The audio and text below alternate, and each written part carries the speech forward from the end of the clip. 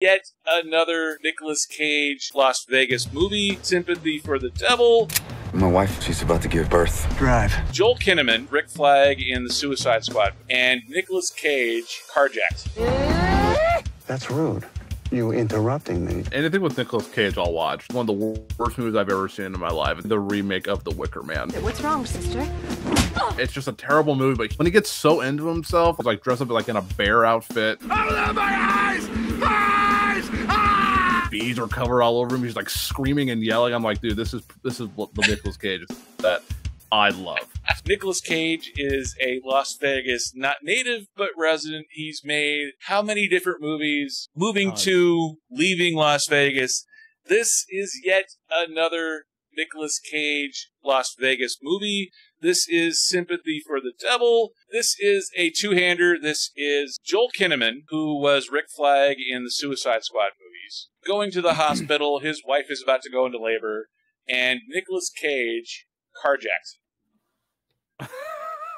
And whether he actually is the devil or whether he's just playing a bad guy channeling the devil, being infected by the devil, and he just recently played Dracula. So the fact that he's now gone from playing Count Dracula to the devil in a film where he's carjacking Joel Kinnaman, Rick Flag. Yeah. It doesn't look like they filmed in Las Vegas. It kind of looks like they shot in somewhere around LA in a desert environment, but it doesn't look like Las Vegas. It looks like a fun action film. It kind of reminds me of Collateral in some ways. Not of that quality, but just in that weird Nicolas Cage going full Nicolas Cage, taking an unsuspecting hostage and going on some sort of a ride, a road trip movie, driving around to diners and stuff. And there aren't a whole lot of diners in Las Vegas, and that's part of the reason why I say it doesn't. It's set here, but it doesn't look like it was shot here. Sympathy for the Devil is my number 6 movie. Have you seen much about Sympathy for the Devil? I've never even heard of this, but it sounds like a home run. Anything with Nicolas Cage, I'll watch. I even watched I watched it a couple of months ago, just because I'm really excited for like the Five Nights at Freddy's movie. I watched Willy's Wonderland on Hulu just to like kind of because it's like in the similar vein. I loved it. It's not a great movie, but him just hitting animatronics and I just loved it. I love anything he does. I just find him so funny. Although he turns out some good performances as well, like in Pig. I really enjoyed that film. And that's when it was set in Portland. And you're right near Portland. How was Pig, by the way? That one looks amazing. Oh, it's awesome. Like, it's funny because I actually knew a lot of the places where they shot, like some of the restaurants they go in and stuff. Like, that was super cool. It was just a really good story. It kind of takes a turn where you don't expect, and it's really heartfelt. Definitely worth the watch. I thought it was great. Nicolas Cage did really good in that movie. I know he kind of gets the butt in of a lot of jokes, like he just does everything. He's filmed. I actually heard when he was here, I was like, man, I kind of wanted to go like see where they were filming, but I was like, Portland can be kind of scary. And that trailer, the first minute and a half, okay, it looks fine. But by the time you get to the end, and Nicolas Cage is exploding, and he's pissed that someone took his pet pig, and he's like, "Give me my pig!"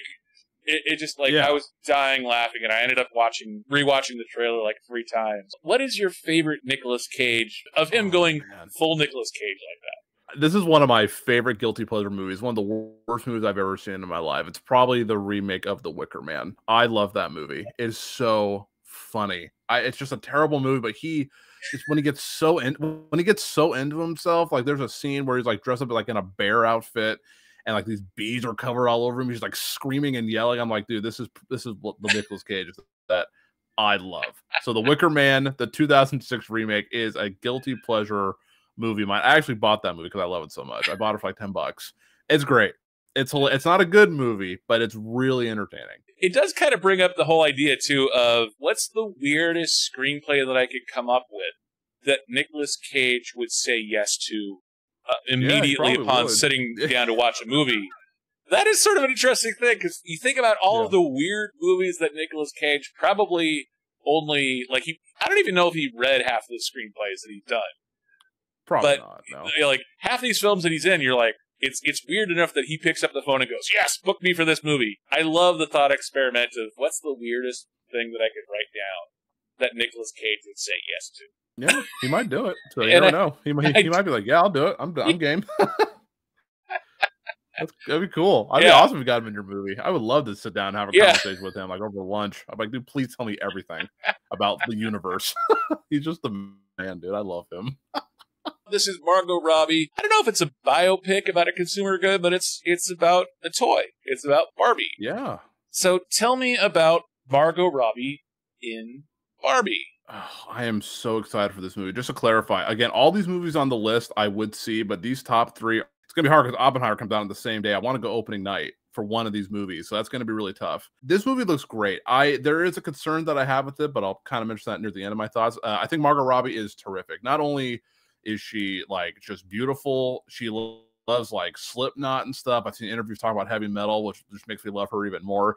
In all seriousness, she really is a good actress. Like, she was the best part of the 2016 Suicide Squad movie, in my opinion. She like was Harley Quinn. I was like, that was great. And seeing her do all the other movies, like Wolf of Wall Street is another example where I'm like, she is so good.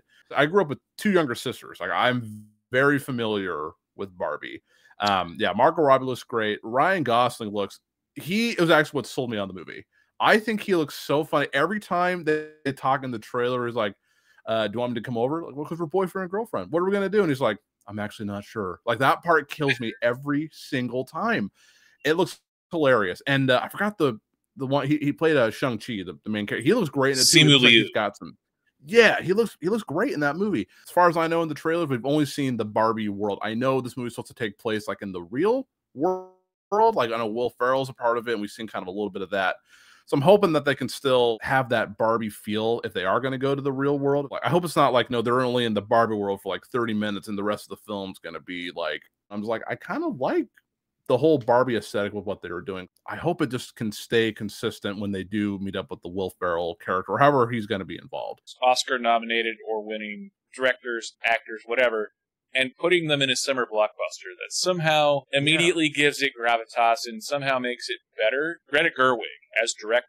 She did Lady Bird. She's done a bunch of other stuff too. She's done comedies. She's done dramas. I've loved from the announcements, like, and every single step along the way so far, from that first trailer that was calling back to 2001, which is insane on the head of it. I've loved every single trailer and teaser trailer and announcement that we've gotten. Will Ferrell has been in desperate need of a hit for over a decade. Yeah. And he looks like he's going full Mugatu. Like, he looks like he's playing his character from Zoolander, or a version of his character from Zoolander, a little less weird. So I'm really optimistic that Will Ferrell, in a smaller role, can be the villain that we all know that he can be as Mugatu. And I think initially